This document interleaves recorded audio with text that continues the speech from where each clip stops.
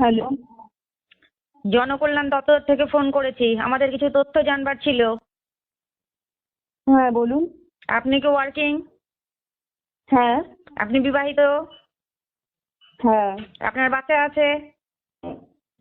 হ্যাঁ। কয়টি? একটি। আপনি কি দ্বিতীয় বাচ্চা নিতে ইচ্ছুক? কেন বলুন তো?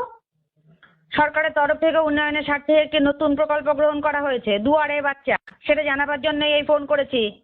হ্যালো, মানে কাজ না আপনাদের কোনো?